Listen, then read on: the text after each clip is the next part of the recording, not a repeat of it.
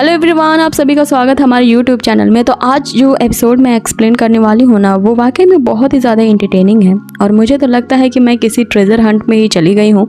तो चलिए बिना फर्दर डिले किए वीडियो को करते हैं शुरू। और जैसा कि हमने पिछले एपिसोड में देखा था, जो फेंगमी होता है वो उस डेमन सेक्ट के बंदे को इतनी बुरी तरीके से बीट करता है कि वो तो दुम दबा के वहाँ से भाग ही जाता है और उसका जो रिचुअल रहता है वो नाकाम रह जाता है। आगे फेंगमी सिया और उसकी बहन को भी उस फॉर्मेशन से रिलीज कर देता है। इसके बाद हमारा एपिसोड शुरू होता है, जहाँ हम देखते हैं कि सिया की बहन फेंगमी से पूछ रही होती है, क्या तुम अपने दुश्मन का पीछा नहीं करना चाहते? जिसपे फेंगमी उसे बताता है कि मैंने पहले उस पे अपना ट्रैकिंग डिवाइस लगा दिया है, तो अब वो कहीं भी चला जाए मैं उसे आसानी से पकड़ लूंगा। इतने में जो सिया होती है उसे चक्कर आने लगते हैं, तो फेंगमी बड़ी स्टाइल से उसे यहाँ पकड़ लेता है। इसे देख के योयो अपने मन में सोच रही होती है कि मैं भी यहीं खड़ी हूँ और अब मैं इतनी बड़ी भी नहीं हुई हूँ कि इस तरह के रोमांस को हैंडल कर सकूँ। आगे फेंगमी सिया की हालत को देखते हुए कहता है कि मुझे इसे तुरंत ही हील करना होगा। अब इसके लिए फेंगमी एक डोम बनाता है और वो उसके अंदर सिया को हील करने लगता है। इधर वो जो दोनों लड़कियां होती हैं आपस में चिट चैट करने लगती हैं। वो दोनों एक दूसरे को खुद को सीनियर कहने के लिए बुलवा रही थी। इधर हमें डोम के अंदर का सीन दिखाया जाता है, तो इन दोनों का अपना ही रोमांस चालू था। आगे फेंगमी सिया को हील कर देता है। थोड़ी देर बाद सिया फेंगमी से यहाँ पूछती है, आखिर तुम्हें कैसे पता चला कि हम दोनों यहाँ पे हैं? जिसपे फेंगमी उसे बताता है कि मैं तुम्हारे सेक्ट के एल्डर से मिला था, उन्होंने मुझे ये लोकेटिंग डिवाइस दी थी। इसमें लगातार बजते हुए इंडिकेटर से मुझे पता चला कि तुम किसी खतरे में हो। तो आखिर तुम दोनों उस डेमन सेक्ट के द्वारा कैसे पकड़े गए? जिसपे सिया उसे बताती है कि वो एक ट्रेजर मैप की तलाश में इस स्पिरिचुअल हॉल के आर्टिफैक्ट में आई थी, लेकिन हम रास्ता भटक गए और डेमन सेक्ट वालों ने हमें पकड़ लिया। जिसपे फेंगमी उसे वही ट्रेजर मैप दिखाते हुए कहता है, क्या तुम इसी के बारे में बात कर रही हो? अब सिया इस ट्रेजर मैप को देखते ही समझ जाती है कि ये वही ट्रेजर मैप था जिसे पहले सिया से ही उन दूसरे सेक्ट वालों ने चुराया था। जिसपे योयो यहाँ उसे बताती है कि तुम्हारी इस ट्रेजर मैप को फेंगमी ने ही उन लुटेरों से बचाया है,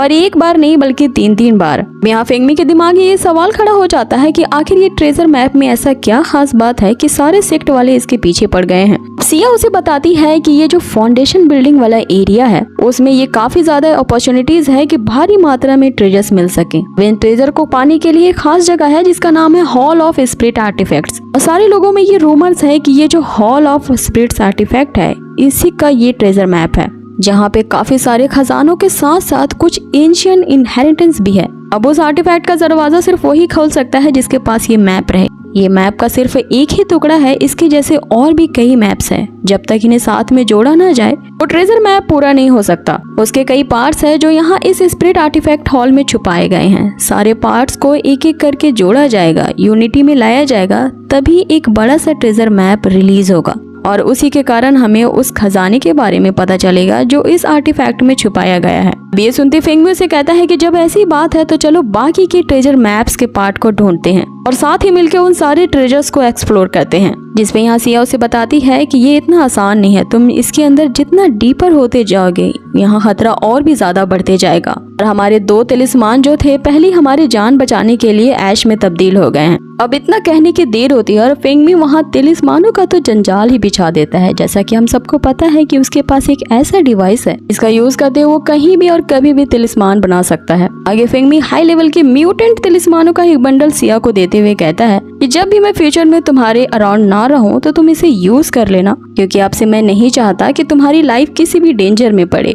उन्हें देखते हुए तो सिया की बहन हाँ क्यूट कह रही थी और दूसरी तरफ जो योयो होती है वो मुंह फुला के बैठी थी। ये देखते हुए फेंगमी उसे भी तिलिस्मानों का एक बंडल देता है और उसे कहता है कि तुम जल्द से जल्द जाके हमारे लुजुआन सेक्ट के सारे डिसिपल को ये इन्फॉर्म कर दो कि जल्दी वो स्पिरिट आर्टिफैक्ट वाले इलाके में पहुंचे। तो उन तिलिस्मानों को पाके इतना ज्यादा खुश हो जाती है कि नाचने लगती है और फेंगमी के कहे मुताबिक वो वहाँ से जाने लगती है कि जो सिया की बहन होती है उसके साथ चलने के लिए सहमत हो जाती है। आगे ये दोनों वहाँ से चली जाती हैं और इन्हें देख के फेंगमी की सांस में सांस आती है कि चलो इन दोनों खुराफातों से हमारा पीछा छूटा। आगे फेंगमी और सिया उस फाउंडेशन बिल्डिंग एरिया के डेप्थ में जाके ट्रेजर हंटिंग करने के लिए डिसाइड करते हैं। काफी देर चलने के बाद वो एक घने जंगल में पहुंचते हैं। यहाँ सिया फेंगमी से कहती है कि काफी टाइम बाद हम एक दूसरे से इस तरह अलोन मिल रहे हैं। सिया इसी तरह से मीठी मीठी बातें फेंगमी से कर रही होती है और फेंगमी बेचारा कभी उन बैट्स को मारने में बिजी हो जाता है। उसके सामने कभी कोई बीस्ट आ जाता है जिससे उसे सिया को बचाना होता है, लेकिन सिया का तो सारा का सारा ध्यान यहाँ फेंगमी पे ही होता है। तभी अचानक से सिया को एक फ्लावर दिखता है जिसमें बहुत बड़ी मात्रा में स्पिरिचुअल पावर होती है। अब इसी फ्लावर ग्रास की रखवाली एक बीस्ट कर रहा होता है जिसने अभी अभी इन दोनों पे अटैक किया था। यहाँ सिया उसे कहती है कि ये फ्लावर ग्रास तो इतना ज्यादा पावरफुल है जिसके कोई भी साइड इफेक्ट्स नहीं है और लगता है इसी बीस्ट के कारण इसे किसी ने भी स्नैच करने की कोशिश नहीं की है। अब इस फ्लावर ग्रास को देख के फेंगमी यहाँ समझ जाता है कि ये उसके ची गैदरिंग पीरियड के लेवल को ब्रेक थ्रू करने में काफी मदद कर सकता है, इसलिए वो फ्लावर ग्रास को वहाँ पे लेने जाता है। लेकिन वहाँ उसे महसूस होता है कि किसी ने पहले ही उस फ्लावर ग्रास के आसपास एक बहुत ही फाउंडेशन ऑरा को बिल्ड किया है और जिस आदमी ने ये काम किया वो काफी ज्यादा स्ट्रॉन्ग है और अपने पीक लेवल पे है। तभी फेंगमी को वहाँ पे किसी के आने की आहट सुनाई देती है और फेंगमी और सिया जल्द से एक पेड़ के पीछे छुप जाते हैं। फेंगमी अपनी इनविजिबल पावर का इस्तेमाल करते हुए ये दोनों गायब हो जाते हैं। फिर वो बंदा आता है और उस फ्लावर गार्ड का जो गार्डियन बीस्ट होता है उसे मार डालता है और उस फ्लावर को हासिल कर लेता है। तभी उसे पता चलता है कि कोई उस पे भी नजर रखे हुए है। फेंगमी को ये समझ जाता है कि उसके इनविजिबल होने के बाद भी ये आदमी उसे देख पा रहा है। फेंगमी खुद ही इसके सामने आ जाता है और यहाँ सारी सच्चाई उसे बता देता है कि वो ब्रेक थ्रू करना चाहता था, इसीलिए उसे ये फ्लावर ग्रास चाहिए। लेकिन यहाँ मुझे उम्मीद नहीं थी कि आपके जैसे जीनियस मॉन्क से मेरा सामना हो जाएगा। हाँ, अपने आप की तारीफ सुन के वो मॉन्क हंसने लगता है और यहाँ फेंगमी से कहता है कि मुझे तुम्हारी ऑनेस्टी पसंद आई। लेकिन दूसरी तरफ वो मन में सोच रहा होता है कि मैं अपने अगले ट्रेजर के लिए इसे बकरा बना सकता हूँ। आगे वो मॉन्क यहाँ फेंगमी से कहता है कि चलो ये फ्लावर ग्रास तो मैंने रख लिया, लेकिन मेरे पास तुम्हारे लिए कुछ और भी है। लेकिन यहीं आसपास मैंने एक एंशिएंट केव को ढूंढा है, तुम चाहो तो मेरे साथ चल के वहाँ पे एक्सप्लोर कर सकते हो। फेंगमी यहाँ उसके साथ चलने को तैयार हो जाता है, लेकिन सिया उसे कहती है कि मुझे इस आदमी के इरादे कुछ ठीक नहीं लगते। जिस पे फेंगमी उसे कहता है कि अगर इसके इरादे ठीक नहीं होंगे तो मैं भी कुछ कम नहीं हूँ, जो भी ये मुझ पे थ्रो करेगा मैं उसे आसानी से हैंडल कर लूंगा। अब इन लोगों का पीछा कोई और भी कर रहा होता है और ये वही बीच होती है जो रूप बदलते हुए उनके सामने आके कहती है कि मैंने आप लोगों की बातों को सुन लिया था, मेरा नाम काओ है और मैं आप लोगों के साथ उस केव में साथ में चल के एक्सप्लोर करना चाहती हूँ। जिस पे वो जो मॉन्क होता है वो खुशी खुशी तैयार हो जाता है क्योंकि उसने इस तरह की ब्यूटी को पहली बार देखा था। आगे वो कहता है कि तुम हमारे साथ चल सकती हो क्योंकि उस केव में इतने सारे ट्रेजर्स हैं कि सबके लिए काफी होंगे। सारे लोग उस केव के सामने पहुंचते हैं जहां उन्हें एक इनविजिबल डोर दिखाई देती है। जैसे ही वो विच उस केव के नजदीक ये देखते हुए पहुंचती है कि मुझे यहाँ कुछ स्ट्रेंज लग रहा है, वो जो ओल्ड मॉन्क होता है वो उसे जानबूझकर उस केव के अंदर धक्का दे देता है, जिसपे वो अंदर चली जाती है। तो आगे वो ओल्ड मैन उनसे कहता है कि हमें आगे चल के देखना चाहिए कि वो कहाँ पे है इस केव के अंदर। अब ये तीनों उस केव के अंदर पहुंचते हैं जहाँ फेंगमी सिया को तो गिरने से बचा लेता है, लेकिन वो विच वहीं धड़ाम से गिरती है और उसके ऊपर वो ओल्ड मॉन्क गिरता है। वो विच उस ओल्ड मैन को कह रही होती है कि ठरकी बुड्ढे, क्या तुम मेरा फायदा उठाना चाहते हो?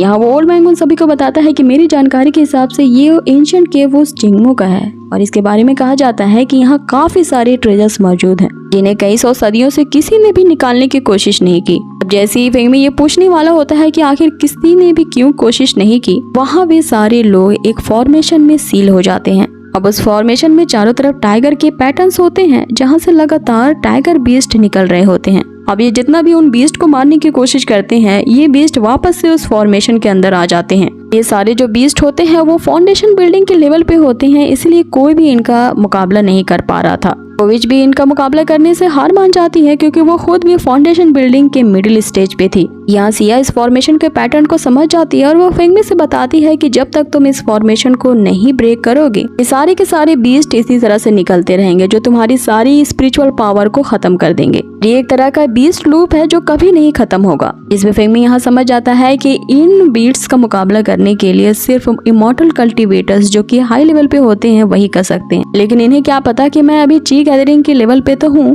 लेकिन जो मेरी पावर्स है वो किसी इमॉर्टल कल्टिवेटर के हाई रैंक से भी ज्यादा है। आगे फेंगमी अपने रिफाइंड वेपन से एक जोरदार अटैक उन बीस्ट पे करता है जिससे वो जो इमॉर्टल बीस्ट होते हैं वहीं पे खत्म हो जाते हैं और वो फॉर्मेशन टूट जाता है। अब जैसे ही उस फॉर्मेशन में एक होल होता है फेंगमी और सिया उस फॉर्मेशन से बाहर निकल जाते हैं और दूसरी तरफ वो ओल्ड मैन यही सोच रहा होता है कि आखिर इसने इतनी आसानी से इन बीस्ट को कैसे मार डाला। और उसकी इसी हैरानी परेशानी के साथ हमारा ये आज का एपिसोड तो यही खत्म होता है और वाकई में मुझे ये एपिसोड बहुत मजेदार लगा। आगे के एपिसोड इसके और भी इंटरेस्टिंग होने वाले हैं क्योंकि ये ट्रेजर हंट अभी यही खत्म नहीं होगा। तो जाते हुए अब यही आग्रह अनुरोध करूंगी कि अगर वीडियो आपको जरा से भी अच्छी लगी हो ना तो प्लीज इसे लाइक कर दो। आपके एक लाइक से मैं तो बहुत ही ज्यादा मोटिवेट हो जाती हूँ। So please guys keep on commenting good comments. मिलते हैं बहुत ही जल्द इसके नेक्स्ट एपिसोड में। Till then take care, stay healthy, bye.